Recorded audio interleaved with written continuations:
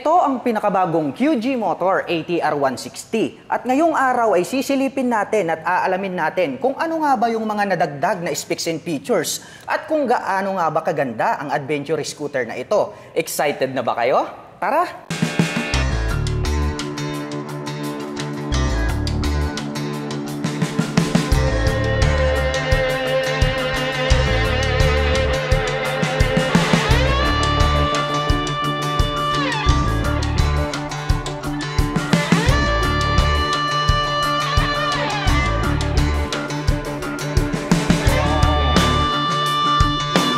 Ito po yung pinakabago nilang labas na adventure scooter. Ito po ay ang QG Motor ATR 160. Kaya para doon sa mga kababayan natin na mahilig mag-adventure, bagay na bagay po ito sa lahat po ng road condition dito po sa Pilipinas. Unahin po natin itong kanyang physical looks, body at ang kanyang appearance. Dito po sa bandang itaas, mayroon po itong napakagandang windshield at ito po ay clear. At ito ay adjustable. Kaya pwede po natin itong i-adjust. Depende po sa ating condition. Kung halimbawa kayo po ay mabilis, pwede nyo itong itaas para lispatig po pagdating po sa mga malalayong biyahe. At bukod dyan, very attractive po. Ito pong pagkakadesign nitong kanyang headlight. Gumagamit po ito ng dual projector lights hanggang rito sa kabila. Kaya asahan natin na maliwanag ang buga ng kanyang ilaw. At ito po, agaw pansin, ito pong kanyang split na daytime running light dito sa bandang itaas na nagsisilbing kanyang mga kilay. At mayroon naman po itong minimal decal na gold color na lining dito sa bandang itaas. At nandito rin po sa itaas, located dito pong kanyang mga turn signals na mahaba. Ang kagandahan niyan is LED na po lahat ng kanyang ginagamit pagdating po sa kanyang lighting system. At nagkaroon pa po siya rito ng extension na matte black cover na parang ngipin dito po sa kanyang front face cover. At papunta naman tayo rito sa kanyang side profile. Wow, napaka-bulky dahil nga ito ay isang adventure scooter. Naka-emboss tong part na to, and then nagkaroon po siya rito ng deep lines at may bilog rito sa bandang gitna. At nandyan naman po yung kanilang logo na QG Motor, very attractive. Mayroon din po siyang decal rito na gold color. Two-tone color combination, matte black and then silver. At pagdating naman po rito sa kanyang front suspension, wow! Ito po ay equipped with inverted telescopic fork. Well, madalas po pagdating sa mga adventure scooter, ang nilalagay lang nila is yung mga traditional. At ito pong mga inverted is especially para sa mga big bike. Pero ang kagandahan niyan, naka-pre-installed na po yan, built-in. Kapag nag-avail po kayo nitong kanilang QG Motor ATR 160. Gold color, no? Yayamanin. At ang kagandahan niyan, meron na din po siyang additional dito na light reflector. More visible yan pagdating ng gabi. At ito pong kanyang braking system dito sa harapan, equipped po ito ng single rotor disc brake along with 2-pot caliper na matte black. QG Motor yung brand name. At ito pong kanyang rim set, very attractive. Napakaganda talaga. Dahil nga po, ito po ay naka-spokes and rim. At itong kanyang hub, the same color lang din. Gold color yung kanyang hub. At yung kanyang spokes is stainless chrome color. At ito pong kanyang gulong rito sa harapan, ito po ay equipped with semi-dual purpose pattern tires. Kaya ang kagandahan niyan, ideal talaga itong scooter na to pang adventure, pang off-road. At ito pong kanyang braking system dito sa harapan ay mayroon na po itong ABS. So naka-dual channel ABS po ito, magmula po rito sa harapan hanggang dun sa likuran. So ang kagandahan naman po niyan pagdating po sa mga sudden stop, nothing to worry about dahil nakakapagbigay po ang ABS ng smooth na braking power. At kagandahan niyan, bukod po sa ABS, mayroon na rin pong TCS ang motorsiklong ito, also known as traction control system. Dito naman sa bandang likod, mayroon po siya ritong tracking device na kung saan pag nag-overlaps po itong ating gulong rito sa likuran, ay agad niya pong pagpapantayin yung ikot ng gulong magmula po rito sa harapan para po ma-prevent na dumulas itong ating scooter. So talagang very advanced yung technology ng QG Motor. Silipin naman po natin ito pong kanyang fully digital meter panel display. Malapad na rin, no? At ang kagandahan niya, nagkaroon po siya rito ng sunlight cover para protection po natin sa sikat ng araw. More visible po siya. Yan, susubukan po nating buksan para maipakita ko sa inyo yung kanyang screen display. So, keyless na rin po ito pagdating po rito sa kanyang ignition. So antayin po natin, nakalagay is QG Motor yung kanyang brand name. nag-activate na po siya. So ang kagandahan po dito sa kanyang screen display, digital meter panel, is very informative. Lahat po ng details ay makikita mo na rito, lahat ng mga full information na kinakailangan mong malaman sa biyahe. Kagaya po ng, ang pinakamaganda pala rito mga ka-LM, mayroon po itong screen mirroring na kung saan ay pwede po nating i-connect yung ating mobile phones dito sa scooter na ito at lalabas po rito sa screen display yung activities na ginagawa natin sa ating mobile phones like watching movies or di kaya playing games like Mobile Legends. At bukod dyan, ang pinakabago na features na nadagdag dito po sa ating QG Motor ATR160 version 2 is mayroon na po itong TPMS, also known as Tire Pressure Monitoring. Yung tire pressure monitoring po, ang kagandahan niyan ay namomonitor na po natin yung PSI or tigas ng gulong natin dito po sa harapan hanggang dun sa likuran. So talagang makikita natin kung talagang kailangan mo ng bombahan or malambot ba yung iyong gulong sa harap at likod. Yun po yung kanyang advantage. At bukod dyan, mayroon pa pong nadagdag na additional features, which is nagkaroon po siya ng additional power. So ito po, pwede nyo po siyang gamitin kapag aakyat kayo ng mga matataas or kabundukan. So ipapakita ko sa inyo, may nakikita kayo rito na mode P0. Ngayon pag inactivate natin yan, makikita nyo pag ating sinelekto, nakalagay po dyan is mode P1. So yung power mode nya or power assist is naka-activate. So madadagdagan po yung kanyang torque or lakas pagdating po sa mga uphill or sa mga akyatan. So yun ang kagandahan nitong ating pinakabagong QG Motor ATR160. Nadagdagan po ng TPMS, tire pressure monitoring, at yung additional power na power 1. Pagdating naman po rito sa kanyang manobela, napaka-flawless ng dating, silver color, dahil nga po ito ay naka-naked handlebar. Ang kanyang mga button selector dito sa harapan, mayroon po tayo ritong laser.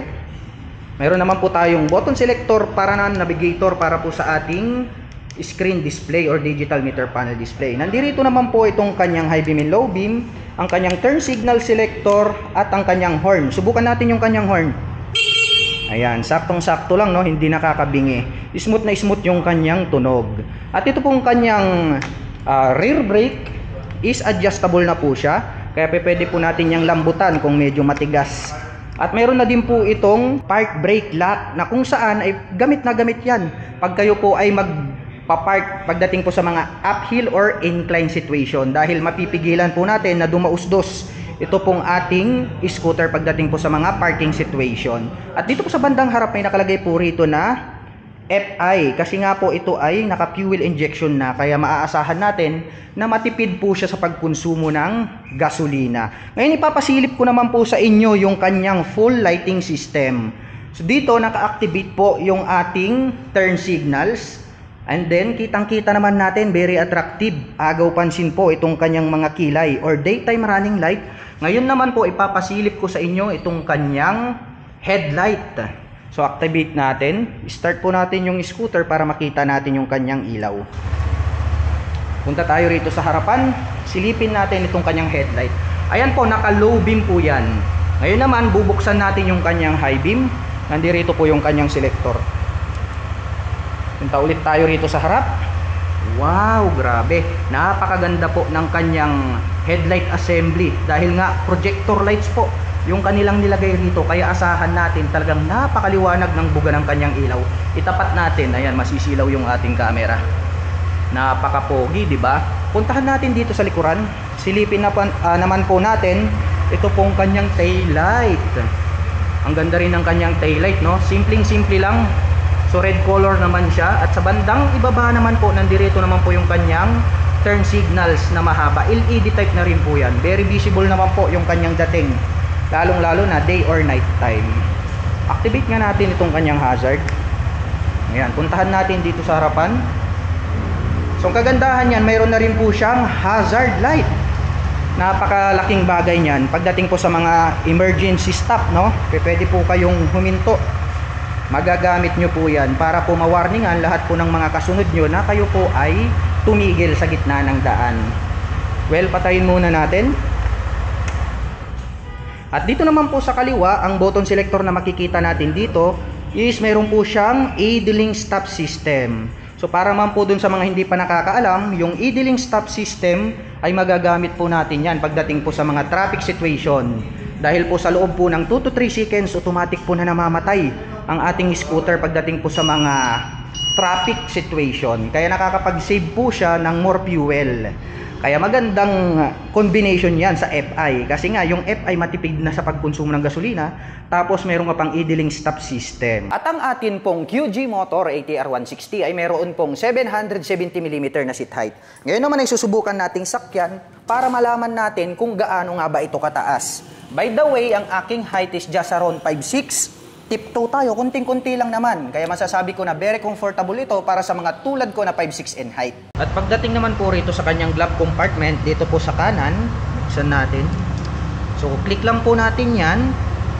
Medyo mababaw lang po yung kanyang pocket rito. Pero ang kagandahan yan, located na po rito itong kanyang integrated na USB charging port.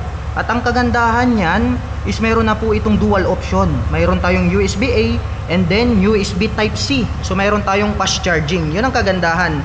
Dahil mas mabilis po na mapupull charge yung ating mobile phones or gadget. Dito naman po sa kaliwa, nandito naman po yung kanyang additional pocket. At dito po natin makikita yung kanyang remote. At ang kagandahan, tong part na to is napakaluwag. Kaya pwede po tayo ritong mag-store ng ating mga mobile phones. Ang kagandahan po nitong kanyang ignition is mayroon po siyang blue color. Kahit gabi ay very visible po siya. At bukod dyan ay included na rin po rito yung kanyang fuel and then set opener. Susubukan naman nating buksan ito pong kanyang fuel tank. So nakatapat naman po siya sa open. Press lang po natin itong fuel. Ayan. So nagbukas na po siya. Ito naman pong ating fuel tank ay mayroon po itong 8 liters na fuel tank capacity. At ang kanya na pong fuel consumption ay naglalaro po ng around 45 km per liter. Napakatipid na po niyan para po sa isang 160cc na motorcycle. Well, close natin ito pong kanyang fuel tip. Ngayon, silipin naman po natin itong kanyang upuan. Yung kanyang underseat compartment, press lang po natin. So nag-click na po siya, buksan po natin itong kanyang underseat compartment. Wow! Maluwag itong kanyang underseat compartment, mga kababayan. So marami po kayo ritong mailalagay na mga personal belongings. Kasyang-kasya kahit na mag-outing kayo. Dahil nga napakalaki po nitong kanyang compartment. At dito naman po naka-stored yung kanyang battery. Kaya nating to worry about pagdating po sa mga baha dahil napakataas po itong kanyang battery compartment. So close na po natin. Ito naman pong kanyang upuan, napakaganda rin po pala nitong kanyang seat cover. Nagkaroon po siya ng two-tone color combination na gray at saka dark gray. Yung stitches, rough po siya, so anti-slip, hindi madulas. And then yung pagkakatahi, very durable. Napakaganda po ng kanyang seat cover. At dito naman po, ang isa sa mga gustong-gusto ko rito sa mga adventure scooter is mayroon po silang footrest extension. At napakalapad din po nitong kanyang pillion board. Subukan nating sukatin. Pakikita natin itong ating paa kung talagang spacious ba. Ayan, very spacious. Kasyang-kasya. At bukod dyan, pwede ka pang mag-cruise style, no? Cruising style. Wow. So pwede mong iunat yung iyong mga paa, no? Kapag kayo po ay nangangalay na sa mga mahahabang biyahe. Yun ang kagandahan nitong mga may footrest extension. Baba muna tayo. Dito naman po sa kanyang side profile, mayroon po tayo ritong two-tone color combination. So dito po is dark gray and then matte black. At mayroon po siyang minimal decal rito na gold color. May nakalagay po rito na QG Motor. At ito pong kanyang emblem ay nandirito mismo sa bandang gitna.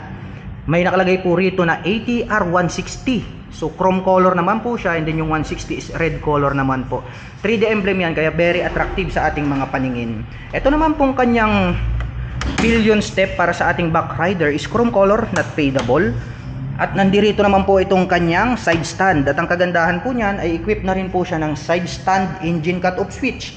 Once po na naka-engage yung kanyang side stand ay hindi na po mag-o-operate or tatakbo itong ating scooter. Sa ganung paraan ay maiiwasan po nating madisgrasya dulot po nitong side stand. At syempre mayroon po itong center stand. Mapunta naman po tayo rito sa kanyang engine. Ang ganda rin po nitong kanyang engine cover. Two-tone color combination, matte black and then silver. May nakalagay naman po dyan na QG Motor. Itong kanyang airbox cover is Matte black naman po siya at may nakalagay dyan na hybrid.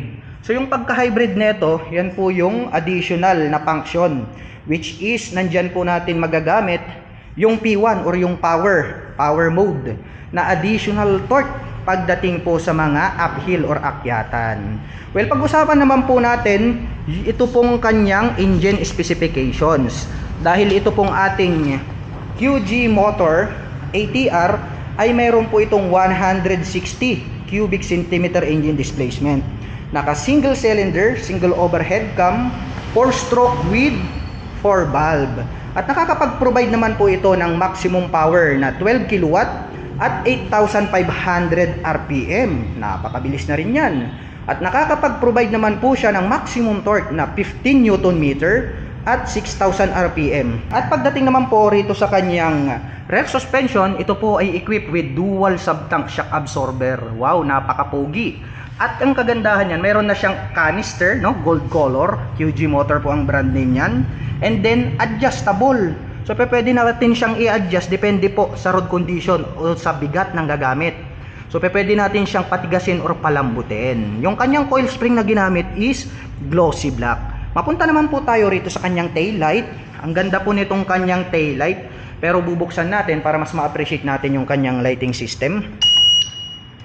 Antayin lang natin. So balik tayo rito sa likuran. Ayan, yung sinasabi ko sa inyo. Nagkaroon naman po siya rito ng parang letter L na naka daytime running light.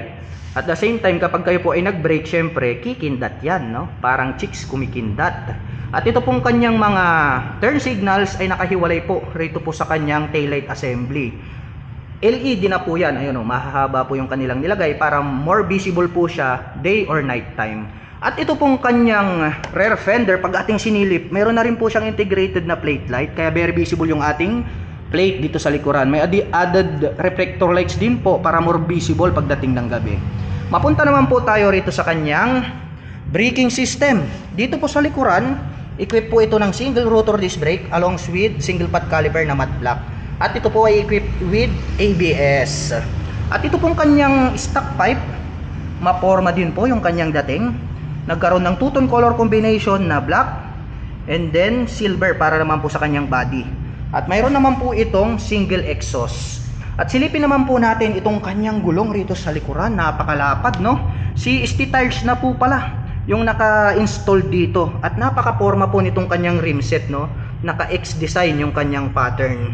At ito pong kanyang gulong rito po sa likuran ay mayroon pong sukat na 130 by 70-13. Yun po yung kanyang tire size. Dito naman po sa bandang harapan, ito po ay mayroong sukat na 110 by 80-14. Ang lalapad po ng kanyang mga size ng kanyang mga gulong. At ang presyo po ng pinakabagong QG Motor ATR 160 version 2 ay nagkakahalaga po ito ng 159,900 pesos. At mayroon po itong promo price na 149,900 pesos. May cash discount po kayo na 10,000 pesos na promotion for this month of August 2024. At kung balak mo naman pong kumuha ng hulugan ay kailangan mo lang pong mag-down payment ng 56,169 pesos. At pagdating naman po sa kanyang monthly installment, ito po ay mayroong 5,792 pesos sa loob po yan ng 3 taon. At para naman po sa mga kababayan natin na nakapanood ng video na ito at interesado pong maglabas ng pinakabagong QG Motor ATR 160 ay maaari nyo po silang puntahan at bisitahin. Dito po yan sa Bristol Perris Boulevard, Dagupan City, Pangasinan. At para naman po sa mga kababayan natin na nais magpunta rito, ang kanila pong operation time is starting 8:30 AM until 5:30 PM from Monday to Saturday.